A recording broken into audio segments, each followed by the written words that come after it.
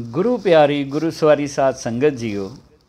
ਸ਼ਲੋਕ ਮਹਿਲਾ 9ਵਾਂ ਦੀ ਲੜੀਵਾਰ ਵਿਚਾਰ ਦੇ ਭਾਗ 5ਵੇਂ ਦੇ ਅੰਦਰ ਆਪ ਜੀ ਨੇ ਸ਼ਲੋਕ ਨੰਬਰ 8 ਤੱਕ ਵਿਚਾਰਾਂ ਨਾਲ ਸਾਂਝ ਕੀਤੀ ਹੈ।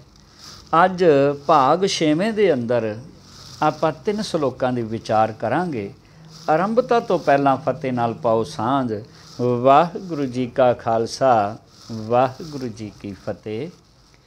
ਮੇਰੇ ਸਤਿਗੁਰੂ ਨੌਵੇਂ ਗੁਰੂ ਨਾਨਕ ਇਹਨਾਂ ਸ਼ਲੋਕਾਂ ਵਿੱਚ ਮਨ ਨੂੰ ਸੰਬੋਧਨ ਕਰਦਿਆਂ ਮਨੁੱਖ ਨੂੰ ਜੀਵਨ ਦਾ ਮਨੋਰਥ ਦੱਸਦੇ ਨੇ।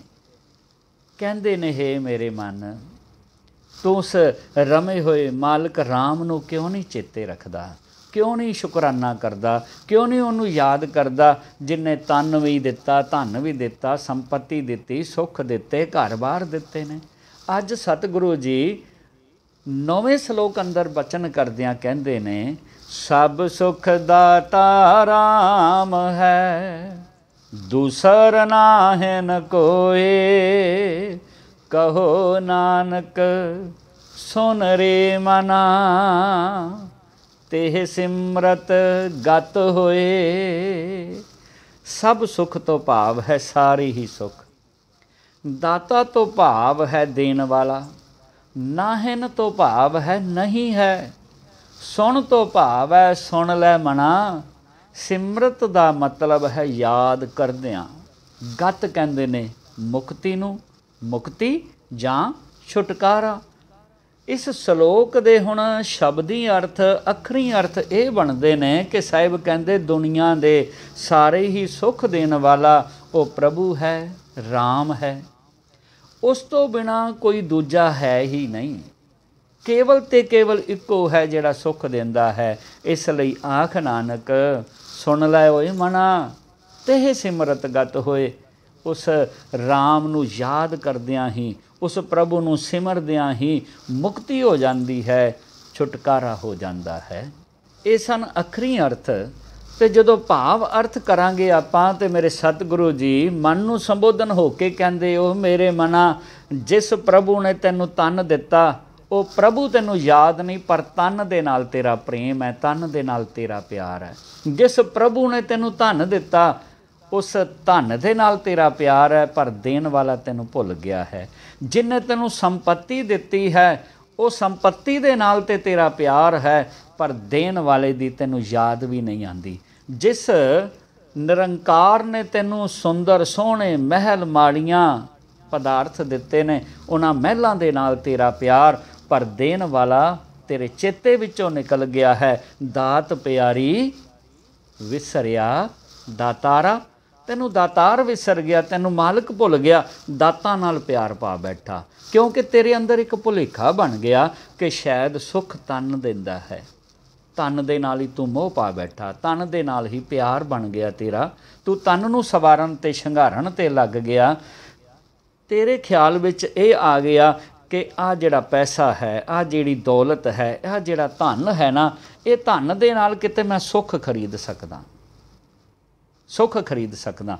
ਇਸ ਵਾਸਤੇ ਤੂੰ ਧਨ ਦੇ ਨਾਲ ਪਿਆਰ ਪਾ ਲਿਆ। ਧਨ ਵੀ ਤੈਨੂੰ ਬੜਾ ਪਿਆਰਾ ਲੱਗਦਾ ਤੇ ਧਨ ਕਮਾਉਣ ਦੀ ਜਿਹੜੀ ਦੌੜ ਹੈ ਉਹ ਲੱਗ ਗਈ। ਹੁਣ ਇਸ ਧਨ ਦੇ ਨਾਲ ਤੂੰ ਸੰਪत्ति ਖਰੀਦ ਲੈਣਾ, ਗੱਡੀਆਂ ਖਰੀਦ ਲੈਣਾ, ਮਕਾਨ ਖਰੀਦ ਲੈਣਾ, ਕਾਰੋਬਾਰ ਖਰੀਦ ਲੈਣਾ, ਕੰਪਨੀਆਂ ਖਰੀਦ ਲੈਣਾ, ਸੰਪत्ति ਦਾ ਮਾਲਕ ਬਣ ਜਾਣਾ ਹੈ ਮੇਰੇ ਮਨ।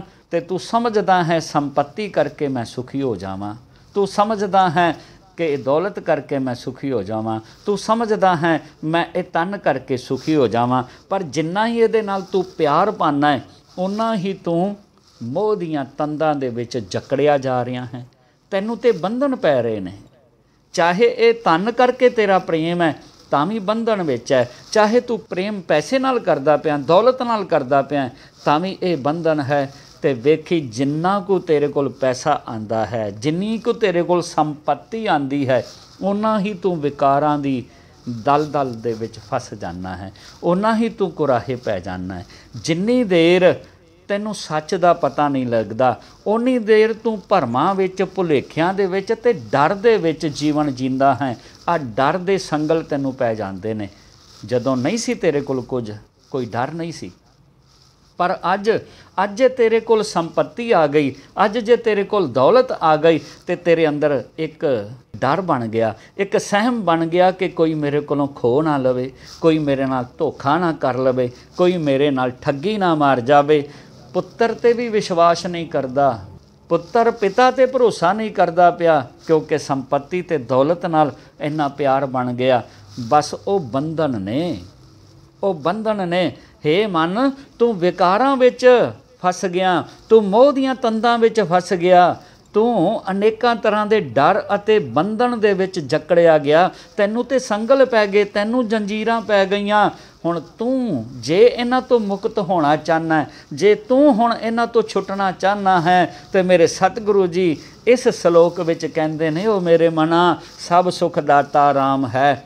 ਇਹ ਨਾ ਸਮਝ ਕੇ ਸੁੱਖ ਤੈਨੂੰ ਸਰੀਰ ਨੇ ਦੇਣਾ, ਸੁੱਖ ਤੈਨੂੰ ਪੈਸੇ ਨੇ ਦੇਣਾ, ਸੁੱਖ ਤੈਨੂੰ ਸੰਪत्ति ਨੇ ਦੇਣਾ, ਸੁੱਖ ਤੈਨੂੰ ਕਿਤੇ ਜ਼ਮੀਨਾਂ ਜਾਇਦਾਦਾਂ ਨੇ ਦੇਣਾ, ਘਰ ਪਰਿਵਾਰ ਨੇ ਦੇਣਾ। ਸਾਹਿਬ ਕਹਿੰਦੇ ਨਹੀਂ, ਸਾਰੇ ਸੁੱਖ ਦੇਣ ਵਾਲਾ ਤੇ ਇੱਕੋ ਇੱਕ ਹੈ, ਜਿਹਨੇ ਤੈਨੂੰ ਤਨ ਵੀ ਦਿੱਤਾ ਹੈ, ਧਨ ਵੀ ਦਿੱਤਾ ਹੈ, ਸੰਪत्ति ਦਿੱਤੀ ਹੈ ਨਾ, ਬਸ ਉਹੀ ਹੈ ਸੁੱਖ ਦੇਣ ਵਾਲਾ ਵੀ, ਸੁੱਖ ਦੇਣ ਵਾਲਾ ਵੀ ਉਹੀ ਹੈ, ਇੱਕੋ ਇੱਕ ਹੈ। ਉਹ ਕੌਣ ਹੈ? ਉਹ ਜਿਹੜਾ ਅਟਲ ਨਿਯਮ ਰੂਪ ਦੇ ਵਿੱਚ ਰਮਿਆ ਹੋਇਆ ਹੈ, ਰਾਮ ਹੈ। ਉਹ ਹਰ ਥਾਂ 'ਤੇ ਮੌਜੂਦ ਹੈ, ਇਸ ਵਾਸਤੇ ਹਰੀ ਹੈ। ਉਹਦੇ ਤੋਂ ਇਲਾਵਾ ਦੂਜਾ ਕੋਈ ਹੈ ਹੀ ਨਹੀਂ, ਦੂਸਰਾ ਨਾਹਿਨ ਕੋਏ।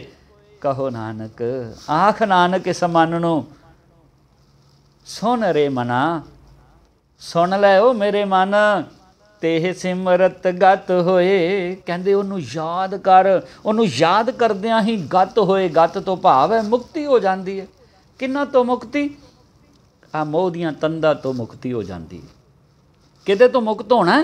विकारां तो मुक्त होना है।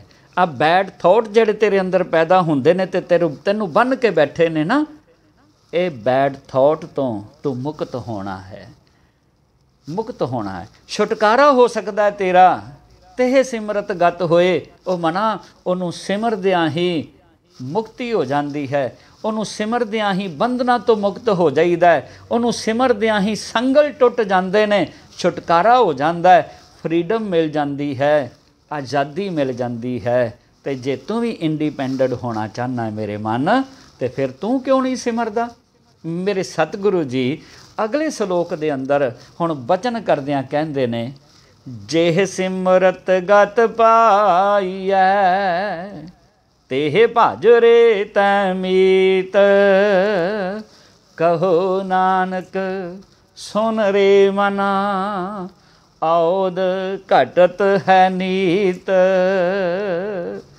जेह तो भाव है जिसनों, सिमरत तो मतलब है याद करदियां, तेह दा अर्थ है उसनों, भज का मतलब है याद कर, सुन तो भाव है सुन मना, औद तो भाव है समा या उम्र, नीत कहते रोज़ाना डेली रोज़।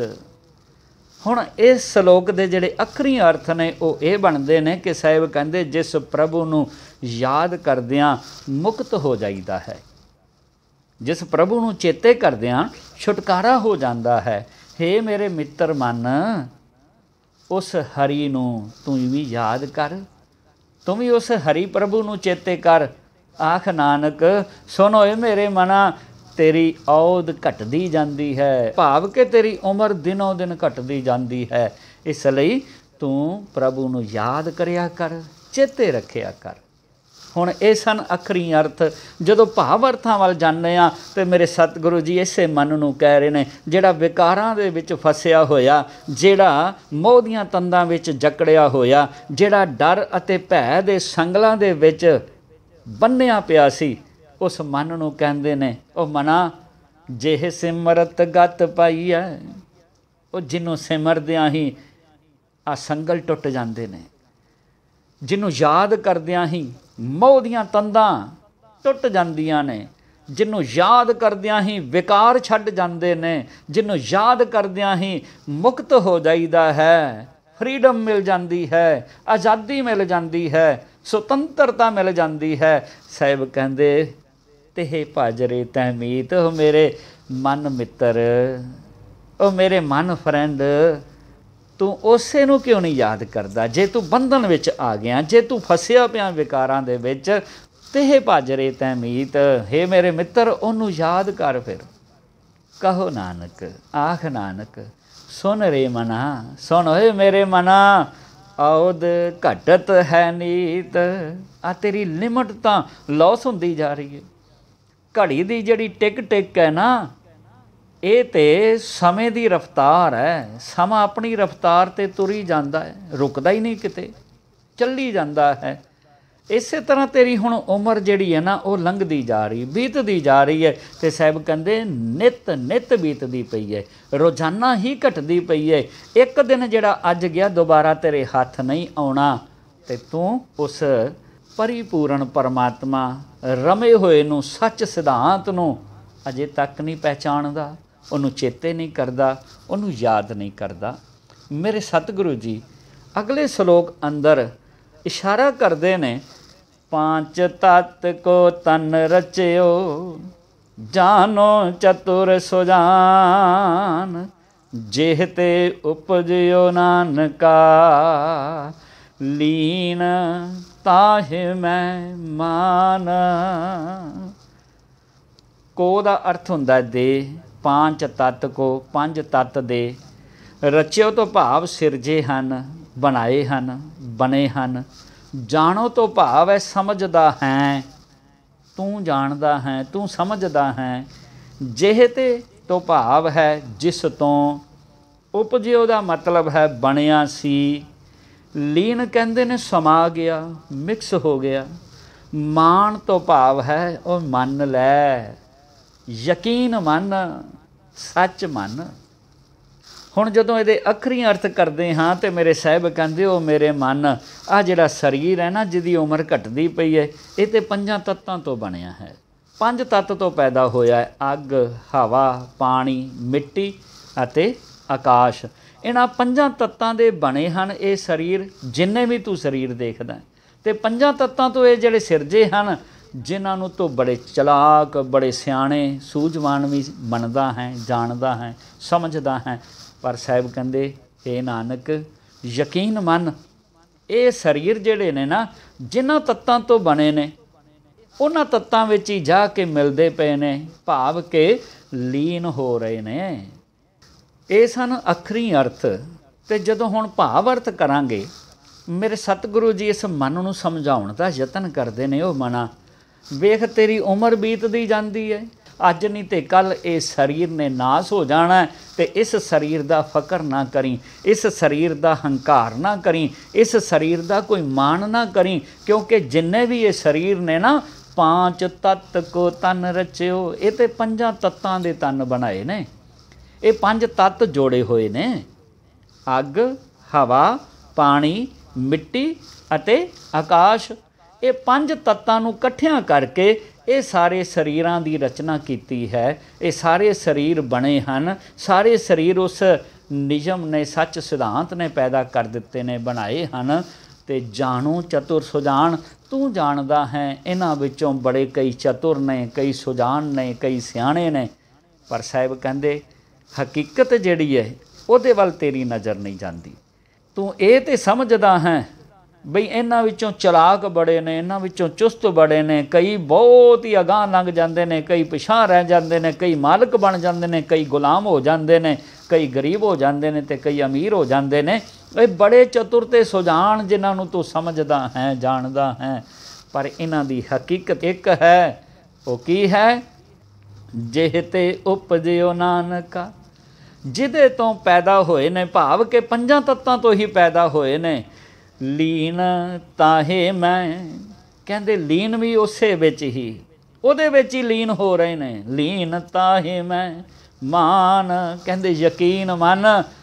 ਆਹ ਜਿਹੜਾ ਸਰੀਰ ਹੈ ਨਾ, ਪੰਜਾਂ ਤੱਤਾਂ ਤੋਂ ਬਣਿਆ ਅਤੇ ਪੰਜਾਂ ਤੱਤਾਂ ਵਿੱਚ ਹੀ ਲੀਨ ਹੋ ਜਾਂਦਾ ਹੈ, ਪੰਜਾਂ ਤੱਤਾਂ ਵਿੱਚ ਹੀ ਸਮਾ ਜਾਂਦਾ ਹੈ। ਸਤਿਗੁਰੂ ਦਾ ਬਚਨ ਹੈ ਨਾ, ਪਵਨ ਮੈਂ ਪਵਨ ਸਮਾਇਆ, ਜੋਤੀ ਮੈਂ ਜੋਤ ਰਲ ਜਾਇਆ, ਮਾਟੀ ਮਾਟੀ ਹੋਈ ਏਕ, ਰੋਵਣ ਹਾਰੇ ਕੀ ਕਵਨ ਟੇਕ। ਟੇਕ ਦਾ ਮਤਲਬ ਹੁੰਦਾ ਆਸਰਾ। ਹੁਣ ਸਾਹਿਬ ਕਹਿੰਦੇ ਨੇ ਕਿ ਹਵਾ ਜਿਹੜੀ ਹੈ ਹਵਾ ਵਿੱਚ ਮਿਲ ਗਈ, ਪਵਨ ਹੈ ਮੈਂ ਪਵਨ ਸਮਾਇਆ, ਜੋਤੀ ਮੈਂ ਜੋਤ ਰਲ ਜਾਇਆ, ਅੱਗ ਜਿਹੜੀ ਅੱਗ ਵਿੱਚ ਜਾ ਮਿਲੀ, ਜੋਤ ਜਿਹੜੀ ਜੋਤ ਵਿੱਚ ਰਲ ਗਈ, ਮਾਟੀ ਮਾਟੀ ਹੋਈ ਏਕ, ਮਿੱਟੀ ਨਾਲ ਮਿੱਟੀ ਮਿਲ ਗਈ। ਤੇ ਰੋਵਣ ਹਾਰੇ ਕੀ ਕਵਨ ਟੇਕ, ਕਹਿੰਦੇ ਰੋਣ ਹਾਰ ਜਿਹੜਾ ਰੋਂਦਾ ਪਿਆ ਨਾ ਉਹਦਾ ਆਸਰਾ ਇਹਨਾਂ ਵਿੱਚੋਂ ਕਿਹੜਾ ਸੀਗਾ। ਮਤਲਬ ਕਿ ਮੇਰੇ ਸਤਿਗੁਰੂ ਸਮਝਾਉਣ ਦਾ ਯਤਨ ਕਰਦੇ ਨੇ ਕਿ ਪੰਜਾਂ ਤੱਤਾਂ ਤੋਂ ਬਣਿਆ ਹੋਇਆ ਇਹ ਤਨ, ਪੰਜਾਂ ਤੱਤਾਂ ਤੋਂ ਬਣਿਆ ਹੋਇਆ ਇਹ ਸਰੀਰ, ਇਹ ਪੰਜਾਂ ਤੱਤਾਂ ਵਿੱਚ ਹੀ ਮਿਲ ਜਾਂਦਾ ਹੈ। ਤੇ ਫਿਰ ਹੇ ਜੀਵ, ਇਹ ਪੰਜ ਤੱਤਾਂ ਦੇ ਬਣੇ ਸਰੀਰ ਦਾ ਕਾਹਦਾ ਮਾਣ, ਕਾਹਦਾ ਫਕਰ। ਇਸ ਵਾਸਤੇ ਇਹਦਾ ਮਾਣ ਹੰਕਾਰ ਤੇ ਇਹਦਾ ਭਰੋਸਾ ਛੱਡ ਕੇ ਤੂੰ ਉਸ ਇੱਕ ਅਕਾਲ ਪੁਰਖ ਪਰਮਾਤਮਾ ਨੂੰ ਜਾਣਨ ਦਾ ਯਤਨ ਕਰ, ਉਹਦੀ ਯਾਦ ਵਿੱਚ ਕਿਤੇ ਜੁੜਿਆ ਕਰ, ਉਹਨੂੰ ਚੇਤੇ ਕਰਿਆ ਕਰ। ਗੁਰੂ ਕਰਨ ਕਿਰਪਾ ਤੇ ਇਹ ਪਾਵਨ ਬਚਨ ਸਾਡੇ ਹਿਰਦੇ ਵਸ ਜਾਣ, ਅਸੀਂ ਆਪਣੇ ਜੀਵਨ ਦੇ ਮਨੋਰਥ ਨੂੰ ਪਹਿਚਾਣ ਸਕੀਏ, ਜੀਵਨ ਨੂੰ ਸਫਲ ਬਣਾ ਸਕੀਏ। ਅੱਜ ਵਾਸਤੇ ਇੰਨੀ ਵਿਚਾਰ ਪ੍ਰਵਾਨ ਕਰਨੀ, ਅਗਲੀ ਵਿਚਾਰ ਅਗਲੀ ਵੀਡੀਓ ਦੇ ਵਿੱਚ ਕਰਾਂਗੇ। ਹੋਈਆਂ ਬੇਅੰਤ ਭੁੱਲਾਂ ਦੀ ਖਿਮਾ ਬੁਲਾਓ ਫਤਿਹ। ਵਾਹਿਗੁਰੂ ਜੀ ਕਾ ਖਾਲਸਾ, ਵਾਹਿਗੁਰੂ ਜੀ ਕੀ ਫਤਿਹ।